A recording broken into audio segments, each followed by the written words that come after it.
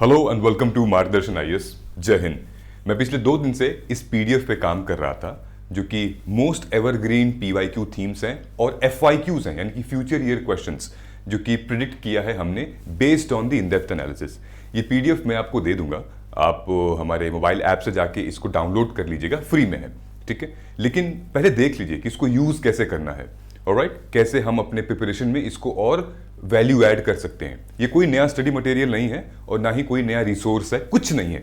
ये बस आपको ये बताएगा कि आप जो भी पढ़ रहे हो वो एग्जाम ओरिएंटेड है कि नहीं, क्योंकि जो मैं आपको यहाँ शेयर करने वाला हूँ वो ऑलरेडी एग्जाम में आ चुका है और हमने हमारी टीम ने एनालिसिस करके ये प्रिडिक्ट किया है कि ये आ सकता है और उसका भी कुछ रीजन है, आपको बता दूंगा। ओके, सिर्फ सॉल्व करने से पीवाईक्यू कुछ नहीं होगा। देखो, तुम पीवाईक्यू सॉल्व कर लो 20, 25, 30 साल का, वो एक एमसीक्यू की तरह ही है, लेकिन एनालाइज कोई नहीं करता है 25-30 साल का। एनालाइज और सॉल्विंग में बहुत फर्क होता है, ठीक है। हमने एनालाइज किया है 20 साल का और आपको दिया भी है, ठीक है। तो जो आप लगाते हो उसे सॉल्व करते हो, एनालाइज नहीं करते हो, ट्रेंड नहीं पकड़ते हो, पैटर्न नहीं पकड़ते हो। और पीवाईक्यू की एनालिसिस ना 25-30 साल तक की नहीं निकलती है।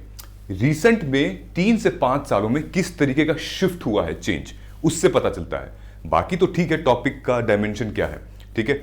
आज हम डिस्कस करेंगे कि कैसे पीवाईक्यू और एफवाईक्यू को मिला के आप 110 प्लस स्कोर करिए और एवरग्रीन थीम्स के साथ आप प्री क्रैक करिए।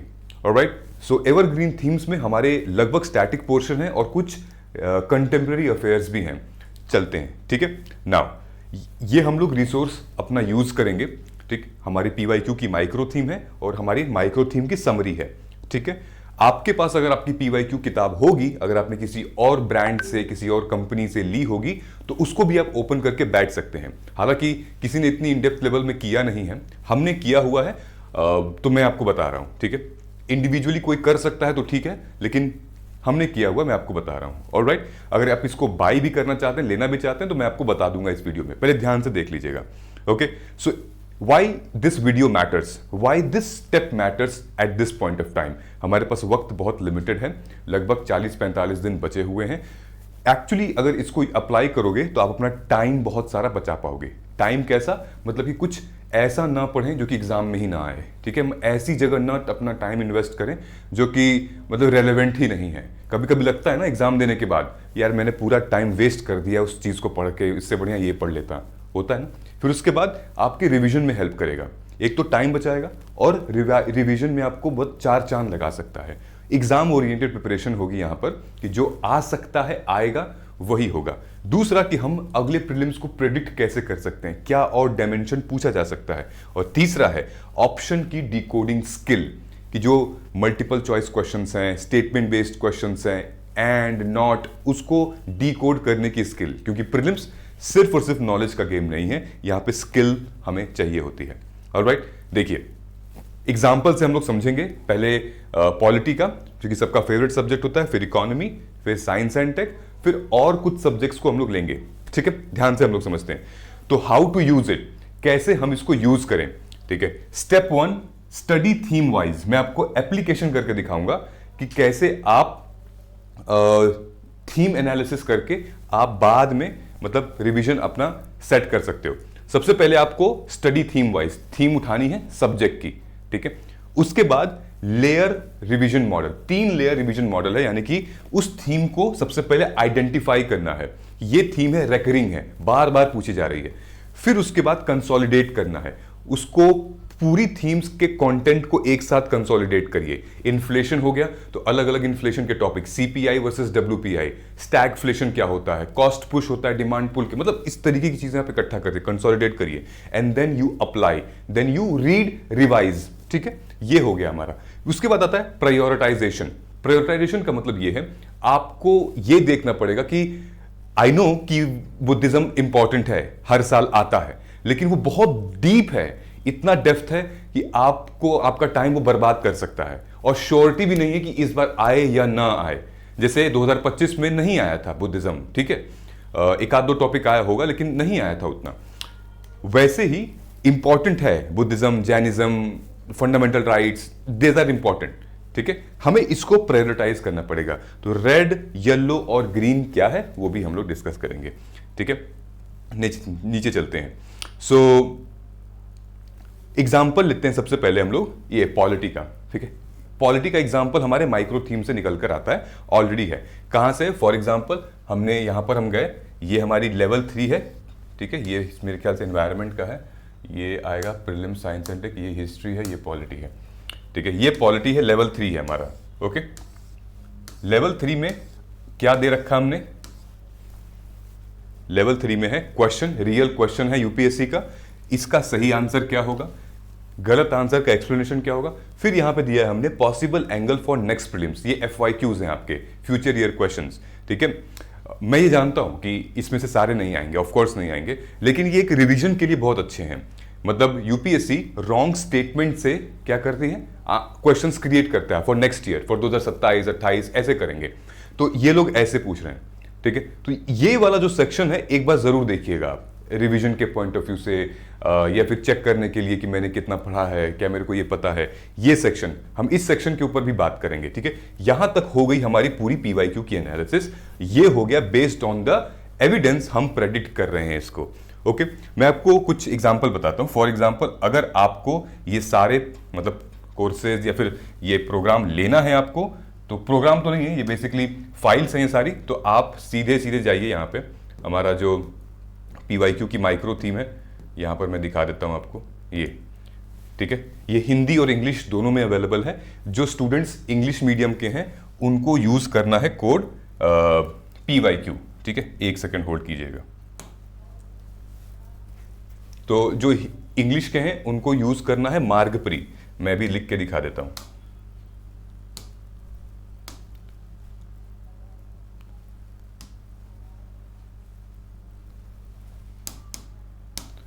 ये आप काटेंगे, कोड यूज करेंगे मार्गप्री, MARGPRE, ठीक है। जो हिंदी मीडियम के हैं उनको यूज करना है कोड,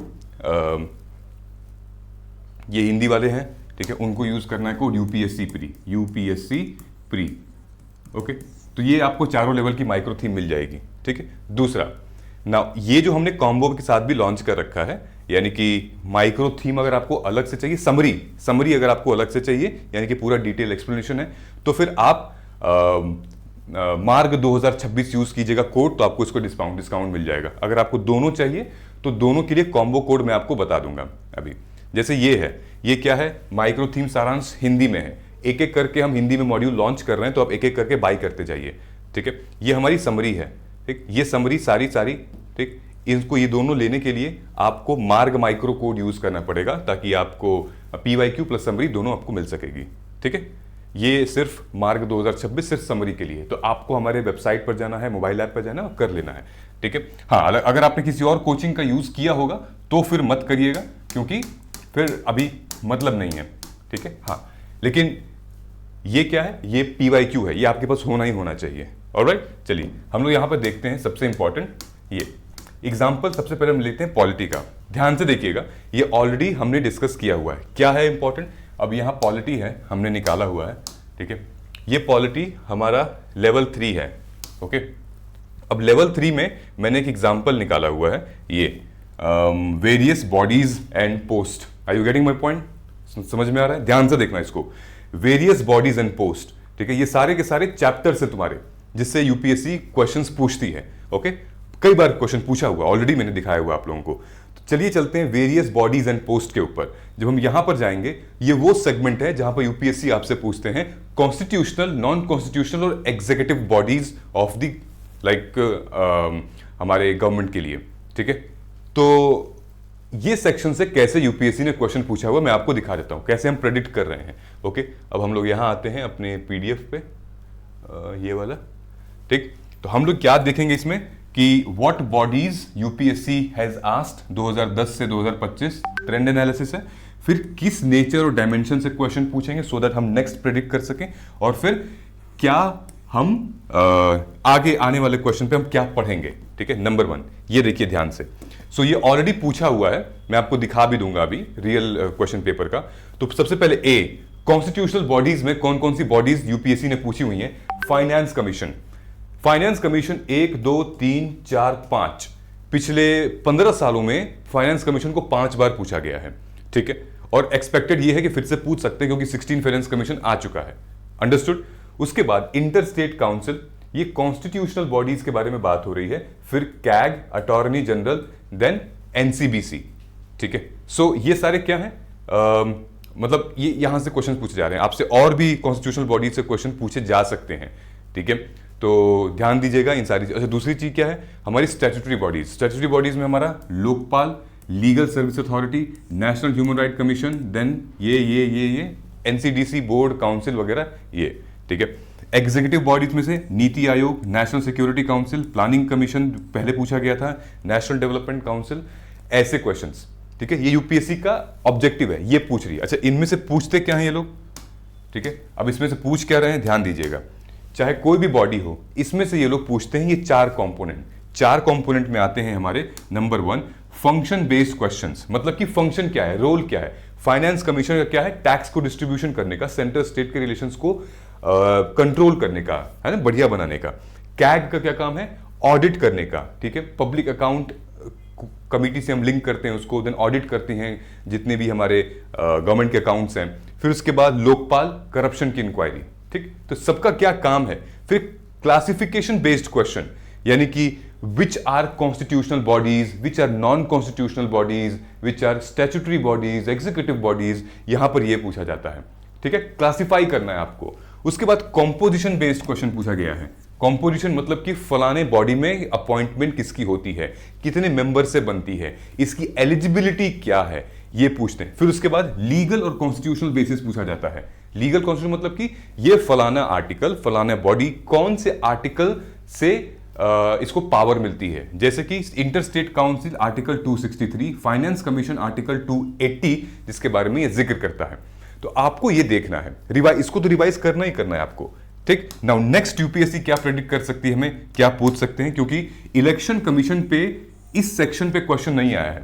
ठीक है, डायरेक्ट इलेक्शन कमीशन पे अभी रिसेंट में क्वेश्चन नहीं पूछा गया है। तो अभी एसआईआर हुआ है बिहार में, कई जगह हुआ है, इलेक्शन कमीशन पे बड़ा कंट्रोवर्सी चली थी, तो क्वेश्चन पूछा जा सकता है। तो आपको इससे पहले जितने भी डायमेंशन थे, ठीक है, ये आपको पता कर लेने होंगे। ये function, classification, composition and legal base. ठीक है, ये हमारे माइक्रो थीम में ऑलरेडी दिया हुआ है समरी के फॉर्म में। ठीक, फाइनेंस कमीशन फिर से पूछ सकता है, जैसे कि मैं बोला था, क्योंकि ऑलरेडी पूछ रहा है बार बार।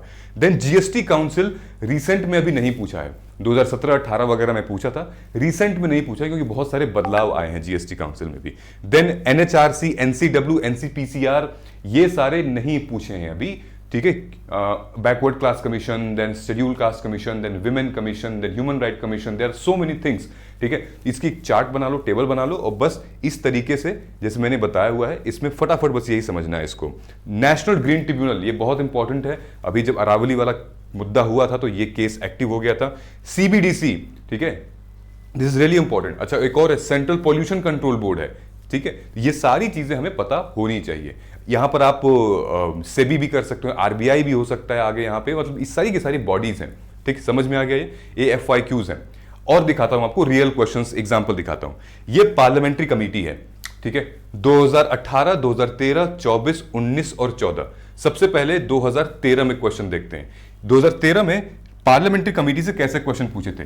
2013 में पार्लियामेंट्री कमेटी से पूछ रहे हैं कॉम्पोजिशन। ठीक है, कितने मेंबर होते हैं पार्लियामेंट, तीन ऑप्शन दिया हुआ है इसमें, 3 स्टेटमेंट्स है। ठीक है, एक स्टेटमेंट में पूछ रहा है कितने मेंबर होते हैं, दूसरे स्टेटमेंट में पूछ रहा है कि इसका फंक्शन क्या होता है, कि मतलब फाइनेंस अकाउंट को स्क्रूटिनी करता है या फिर मतलब अप्रोप्रिएशन अकाउंट को स्क्रूटिनी करता है, क्या करता क्या ये। ठीक है, पब्लिक अकाउंट। फिर उसके बाद इसको लिंक किया कैग से। ठीक है, controller and auditor general of India जो रिपोर्ट पब्लिश करती है, वो कहीं ना कहीं क्या इसे एग्जामिन करती है कि नहीं इसको करती है। 3 स्टेटमेंट हो गए, समझ में आ गया। तो ये जो मैंने आपको बताया अभी, उन चारों में से ये ब्लेंड होता है। उसके बाद आते हैं 2000 हम लोग 14 में। 14 में ये लोग पूछ रहे हैं कि अब बताइए इनमें से चारों में से कौन सी लार्जेस्ट पार्लियामेंट्री कमेटी है। तो आपका आंसर वही है, पब्लिक अकाउंट कमेटी। ठीक है, उसके बाद फिर हमारा आता है 2018 में। 18 में ये लोग क्या पूछते हैं कि which of the following parliamentary committee scrutinise and report however, इतना इतना इतना रेगुलेशन, सब रूल्स कन्फर्ड कॉन्स्टिट्यूशन, इतना इतना इतना, मतलब कुल मिला के ये लोग आपसे पूछ रहे हैं committee on subordinate legislation, committee on government assurance and business advisory committee. ठीक है, विच मीन्स कि आपसे पूछ रहे हैं कि इनमें से कौन सी कमिटी क्या लेजिस्लेशन डेलीगेट करती है। ठीक है, मतलब कंसेप्चुअल और पूरा का पूरा कॉन्स्टिट्यूशनल कंट्रोल मैकेनिज्म यहां पर है। फिर आपको 2019 में यह पूछा जाता है कि आप ये बताइए कि which of the following independent regulator in sector like इतना इतना इतना इलेक्ट्रिसिटी। ठीक है, तो कौन सी कमिटी जो है वो टेलीकॉम को, इंश्योरेंस को, इलेक्ट्रिसिटी को रेगुलेट करती है, यहां पर आपको बताना, यानी कि कौन सी कमिटी क्या करती है, फंक्शन क्या है, किस चीज को रेगुलेट करती है। ठीक है, तो ओवरसाइट रोल ऑफ पार्लियामेंट क्या है इसका पॉलिसी स्क्रूटिनी में। फिर उसके बाद ये पूछते हैं 2024 में लेटेस्ट में एथिक्स कमेटी इन लोकसभा। ठीक है, इसकी ओरिजिन क्या है, कौन कंप्लेन कर सकता है, फिर जुडिशरी का फंक्शन क्या है इसमें, मतलब कि न्याय का फंक्शन क्या है इसमें। ठीक है, तो ये तो रहा हमारा पार्लियामेंट्री कमेटी से रिलेटेड। अब हम लोग चलते हैं इकोनॉमी के सैंपल 1 में। ये पॉलिटी हम लोग चल रहे थे, सैंपल की स्पेलिंग गलत है यहाँ पे भाई, माफ कीजिएगा। अब हम लोग चलते हैं फॉरेन डायरेक्ट इन्वेस्टमेंट में। मैं आपको एक एग्जांपल भी दिखा देता हूँ। एग्जांपल है ये पॉलिटी ये पॉलिटी जिसको हम लोग जिक्र कर रहे थे अभी। ठीक है, ये फाइनेंस कमीशन देख लो, अब ध्यान से लिखा हुआ है फाइनेंस कमीशन, इस पे इनकरेक्ट। और ये अब देखिए कैसे क्वेश्चन ये लोग यहां पर लिखा हुआ है, इट में integrate tax effort and demographic criteria evolution 12 से 15। फ्यूचर क्वेश्चन में include 16 finance commission theme climate finance debt sustainability. और गारंटीड है, भले इस प्रीलिम्स में आए चाहे ना आए, 27 में आएगा ही आएगा, क्योंकि ये इंपॉर्टेंट है, एग्जामिनर इसको छोड़ ही नहीं सकता है, पूछेगा जरूर। ठीक है, ये इंग्लिश और हिंदी दोनों में है। अभी जाइएगा नहीं, मैं आपको बताऊंगा कि कैसे आप एवरग्रीन टॉपिक्स को डाउनलोड कर सकते हो। ठीक है, समझ में आ रहा, ये हो गया अपना। उसके बाद अब चलते हैं इस वाले पीपीटी पे, सैंपल 1। अच्छा, इससे जाने से पहले मैं आपको दिखा देता हूं, ये है हमारे एवरग्रीन टॉपिक। ठीक है, ये है एवरग्रीन ये टॉपिक है। इसकी खासियत क्या है लेडीज एंड जेंटलमैन, सुन लीजिएगा। कंप्लीटली मैंने इसको एआई टूल से बनवाया हुआ है, क्योंकि हमने अपने जीपीटी को ट्रेन किया हुआ है अच्छे तरीके से। पिछले लगभग 1 साल से हम ट्रेन कर चुके हैं। ठीक है, खासियत क्या है इस डेटा की आपको मैं बताता हूं। नंबर 1, इसमें 3 तरीके के फाइल हैं, कहां मिलेगा वो मैं आपको बता देता हूं। 3 तरीके के फाइल हैं। नंबर 1, यूपीएससी के वो क्वेश्चंस जो कि 2025 में नहीं पूछे गए हैं, वो सेक्शंस, मतलब कि 2010 से लेकर 2024 में लगातार पूछे गए हैं, लेकिन 2025 में नहीं पूछे गए हैं। तो हमने उन टॉपिक्स को यहां पर लिखा हुआ है, तो मैं एक लिख दे रहा हूं, नॉट आस्क्ड इन 2025। ठीक है, दूसरा, मैंने इनको फिर से बोला कि वो क्वेश्चंस निकाल के दो मेरे को जो कि 2020 के बाद से यूपीएससी नहीं पूछे हैं। तो आफ्टर 2020 यूपीएससी ने ये सारे, मैंने लिस्ट शेयर की है जिसमें 2020 के बाद से नहीं पूछे गए हैं, तो आपको उन पे ध्यान देना है। 2020 पोस्ट नहीं पूछे गए हैं। ठीक है, तीसरा, अब मैंने इसको ये बोला कि तुम एवरग्रीन टॉपिक निकालो, यानी कि 2010 से लेकर 2025 तक, जहां से श्योर शॉर्ट क्वेश्चन बार बार यूपीएससी हर साल या ऑलमोस्ट ऑल्टरनेटिव ईयर पूछ ही रखी है। तो ये है एवरग्रीन। ठीक है, ये एवरग्रीन टॉपिक है। ये तीनों मैंने इसमें ब्लेंड कर रखा है। ओके, मैं फिर से डिस्क्लेमर दे रहा हूं यहां पे, ये कोई नया टॉपिक नहीं है, नया चैप्टर नहीं है। इससे बस आपका रिवीजन और मजबूत होगा। जो टॉपिक में भी आप छोड़ रहे होगे, जिससे क्वेश्चंस आने की संभावना है, वो इससे पता चल जाएगी। ये आप चुपचाप जाके हमारे मोबाइल ऐप को डाउनलोड करके वहां से तुरंत मतलब यूज कर लीजिएगा, डाउनलोड कर लीजिए। कैसे करना मैं आपको वो बता देता हूं। ठीक है, आपको सिंपली जाना है, कमेंट सेक्शन में लिंक दिया हुआ है मोबाइल ऐप का, iOS हो चाहे एंड्रॉयड हो, आप वहां जाइएगा। आप जाइएगा हमारे यहाँ जैसे डैशबोर्ड पे जाइएगा। ठीक है, वहां पे जाने के बाद आपको मिलेगा 100 वेज यूपीएससी आस्क। ठीक है, 100 वेज यूपीएससी आस्क, जहां पर हमने ये 100 most important topic for UPSC prelims, इसको आप क्लिक करेंगे 100 मोस्ट इंपॉर्टेंट को, तो आपको ये पीडीएफ मिलेगी। आप इस पीडीएफ को डाउनलोड कर लेंगे। यहां 3 पीडीएफ रहेगी, सीसैट की भी रहेगी, पॉलिटी की भी मतलब 100 मेंस हाई प्रायोरिटी टॉपिक्स भी रहेंगे, और एवरग्रीन टॉपिक्स भी रहेंगे वहां पे। प्लीज इनको अच्छे से स्टडी करिए। जब भी आप कोई सब्जेक्ट पढ़ रहे हैं या पढ़ रही हैं, तो उसको उठाइए और मैच कर लीजिए कि आपने कवर किया है, नहीं कवर किया है। ठीक है, that is very very relevant guys. समझ में आ रहा है ना? सो ये हो गया। अच्छा, मैं आपको और आगे दिखा देता हूं, ये समझ में आ गया आपको। नाउ नेक्स्ट हम लोग चलते हैं इकोनॉमी के सैंपल पे, फॉरेन डायरेक्ट इन्वेस्टमेंट पे। ठीक है, ये कहां से आ रहा है ये पूरा का पूरा मामला? ये हमारी माइक्रो थीम है। हर सब्जेक्ट से कितने थीम बन रहे हैं, जैसे पॉलिटी से 76, हिस्ट्री से इतना इतना इतना, टोटल 423 थीम्स है, वहां से निकल कर आता है हमारा इकोनॉमी। इकोनॉमी ये है, ठीक है, ये आता है यहां पे। तो ये सारे इकोनॉमी के थीम्स हैं, यानी कि माइक्रो थीम्स।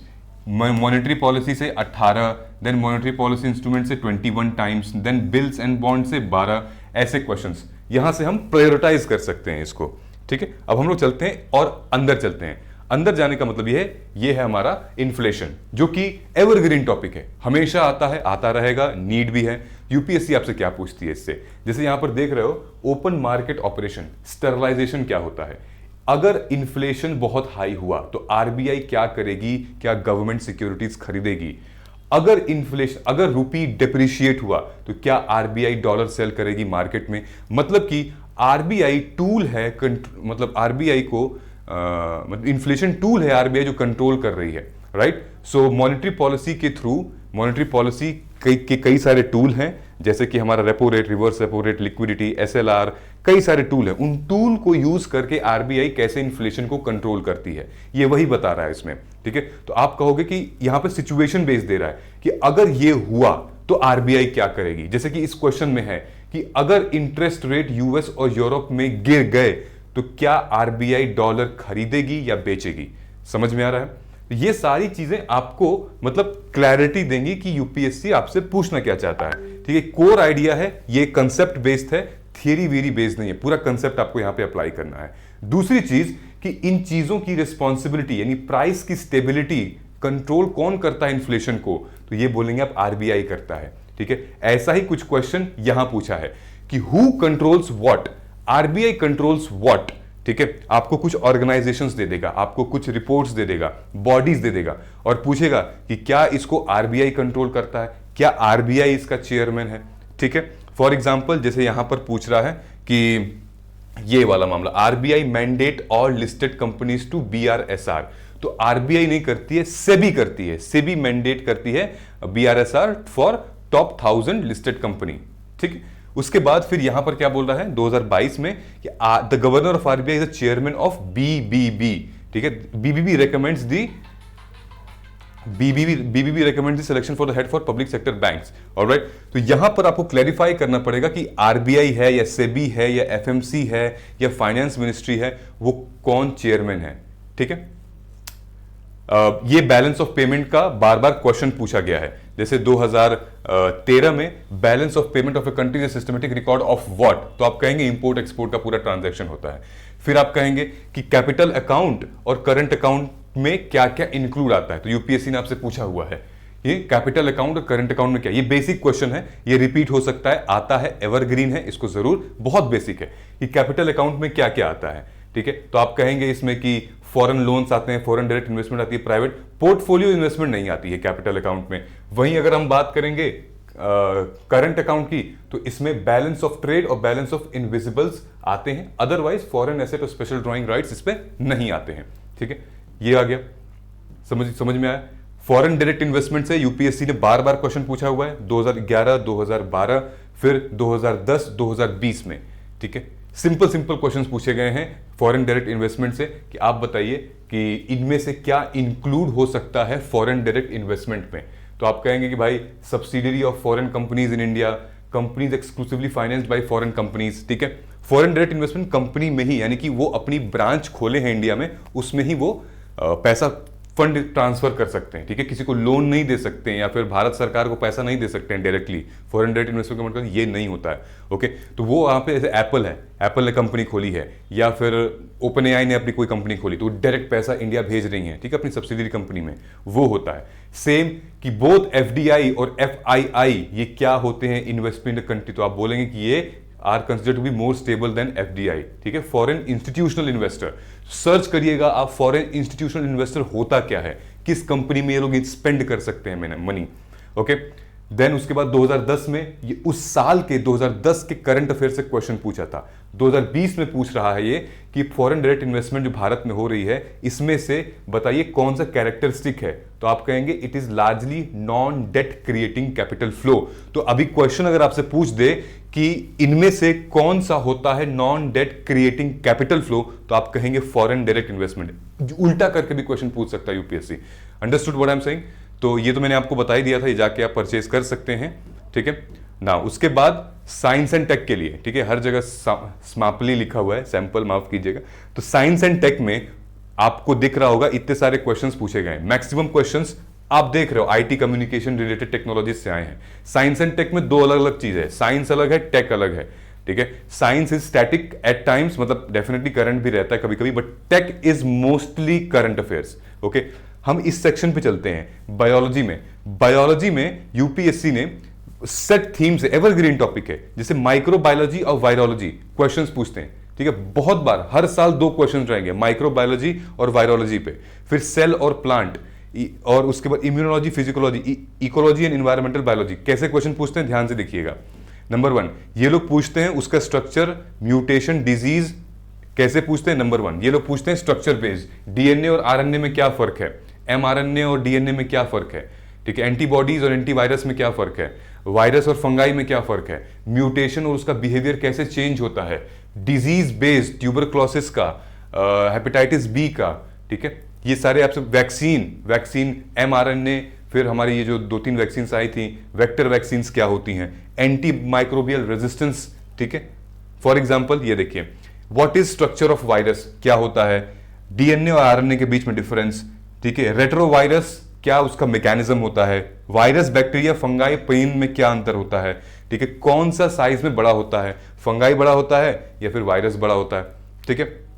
उसके बाद देखिए disease based questions, zoonotic disease कौन कौन सी हैं, ठीक है, जैसे बर्ड फ्लू हो गया, निप्पा, रेबिस, इबोला, ये ट्रांसफर किया जाता है कहां से, ये ह्यूमन एनिमल से ट्रांसफर होते हैं ह्यूमन में। कोविड-19 भी उसी में से एक ही तरीके का था, ठीक है। फिर hepatitis comparison, viral and bacteria, viral को कैसे ट्रीट किया जा सकता है, बैक्टीरिया को कैसे ट्रीट किया जा सकता है, एंटीबॉडीज क्या वायरस पे काम करती हैं, एंटी माइक्रोबियल बैक्टीरिया क्या ये वायरस पे काम करती हैं, ऐसी सारी चीजें आपसे पूछ रहे हैं। ये बेसिक, हेपेटाइटिस सी का कोई वैक्सीन बना है, हेपेटाइटिस बी का कोई वैक्सीन बना है, हेपेटाइटिस बी और सी में क्या अंतर है, वो ब्लड का होता है, ये सेक्सुअली डिजीज होती है, ठीक है। ऐसे सारे क्वेश्चंस आपसे UPSC is like evergreen topic है, ठीक है। फॉर एग्जांपल ये microbes and their role, agriculture में फर्टिलाइजर में यूज किया जाता है सॉइल की प्रोडक्टिविटी को बढ़ाने के लिए। यही माइक्रोब अल्कोहल में, देन ब्रेड, चीज, योगर्ट में fermentation as an yeast use किया जाता है।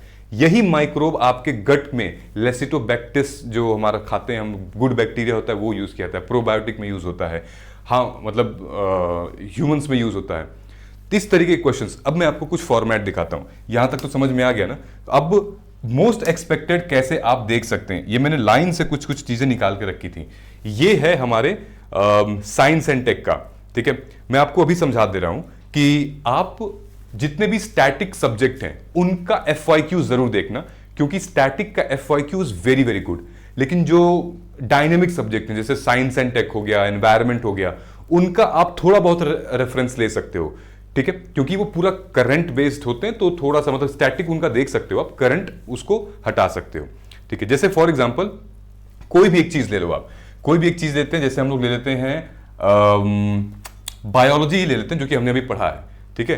तो no virus can survive in ocean, ऐसे करके यहां आपसे पूछ रहा है UPSC possibly link viral ecology with ocean carbon sequestration, ठीक है। फिर ये पूछ सकता है वायरस का होस्ट वाली चीज भी पूछ सकता है। फिर यहां पूछ रहा है कि यूपीएससी में frame question on signalling molecules, ठीक है। ये सारे आप एक बार देख लोगे इसको तो थोड़ा सा क्लैरिटी आएगी, ठीक है। ये हमारा साइंस एंड टेक का है। अब आप आगे जाएंगे एनवायरमेंट में, ये लेवल 3 है हमारा।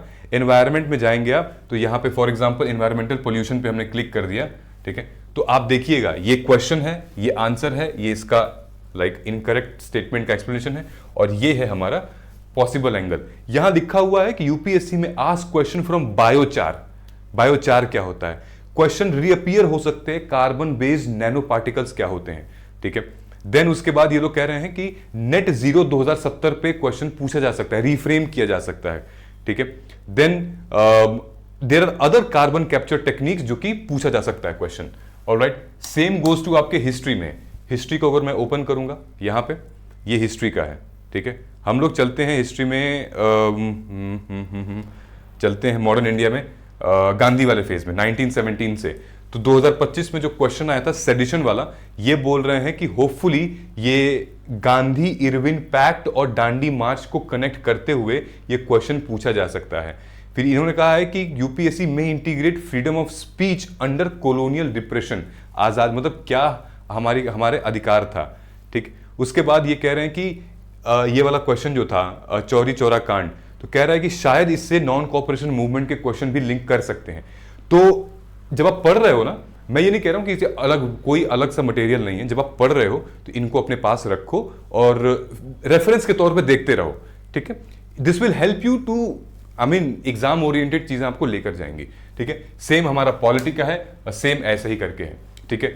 आपको ऑलरेडी 100 वेज यूपीएससी आस्क का पीडीएफ मिल जाएगा। ये है कि कि इंपॉर्टेंट टॉपिक्स क्या क्या हैं। एग्रीकल्चर के टॉपिक, जैसे हम चले जाएं इंटरनेशनल रिलेशन में, तो ये सारे टॉपिक इंपॉर्टेंट हैं कि they can repeat and ask bye UPSC, ठीक है। रीजनल कोऑपरेशन वगैरह ये सब आ सकता है, ब्रिक्स वगैरह, न्यूक्लियर प्रोग्राम अभी चल ही रहा है इतना कुछ, ठीक है। इंटरनेशनल ऑर्गेनाइजेशन में ये लिमिटेड है, यूएन क्लॉस वगैरह मैरीटाइम पूछा जा सकता है, ठीक।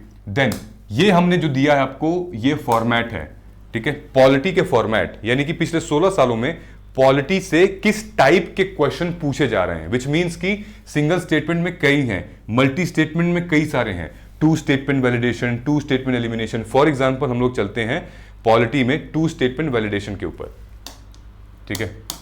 ये मल्टी स्टेटमेंट वाले में चलते हैं, तो मल्टी स्टेटमेंट में ऐसे क्वेश्चन पूछे गए हैं, ठीक है। क्वेश्चन का सैंपल है, कैसे इसको अटेम्प्ट करना है वो है, और टाइप है। ऐसे ही हमने ज्योग्राफी का भी दिया है, ऐसे ही पॉलिटी का भी दिया है, ऐसे ही सारे सब्जेक्ट का है, ठीक है। ज्योग्राफी में आप देखेंगे तो यहां पर बड़े सारे दिए हुए हैं, pair wise, climate, location based, river, everything we have mentioned here, किस टाइप के क्वेश्चंस पूछे जाते हैं और इनके आइडेंटिफिकेशन भी है। फॉर एग्जांपल क्लाइमेट पे अगर हम लोग क्लिक करेंगे, ठीक है, इस पे क्लिक करें भाई, क्लाइमेट आ जा, नीचे ही चलते हैं, ठीक है।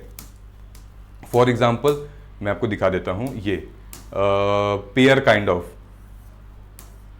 क्लाइमेट, ये क्लाइमेट है, तो किस टाइप के क्वेश्चंस पूछे जा रहे हैं क्लाइमेट से, और इसके अलग अलग क्लाइमेट में भी कई सारे टाइप हैं, identification type, single type, then multi line questions हैं, ठीक है। इसको भी परचेज करने के लिए बहुत सिंपल है, 99 रुपीज का था। आप सिंपली जाना है आपको और हमारे इस यहाँ पे ये स्टोर वाले सेक्शन में, ठीक है, स्टोर पे आपको जाना है, मोबाइल ऐप पे, और स्क्रॉल करेंगे आप तो नीचे आपको दिख जाएगा, ठीक है। ये आप स्क्रॉल करेंगे तो ये है फॉर्मेट फर्स्ट फैक्ट्स लेटर, ठीक है, ये आपको मिल जाएगा। अदरवाइज जब आप ये पूरा परचेज करेंगे, जो हमारा पीवाईक्यू माइक्रो थीम है उसके अंदर ये आ जाएगा, ठीक है। ऑल्सो हमारी जो करंट बैचेस चल रहे हैं, रिवीजन बैचेस, उसमें ऐसी सारी चीजें कराई जाती हैं, most expected questions, future year questions decode किया जाता है। आपको उसमें एनरोल करना है तो ये रैंकर्स बैच है और ये रैंकर्स प्लस बैच है, आप एनरोल कर सकते हैं। आई होप ये क्लैरिटी अगर आई होगी, कोई भी डाउट होगा नीचे कमेंट करके बता दीजिएगा। थैंक यू सो मच, जय हिंद।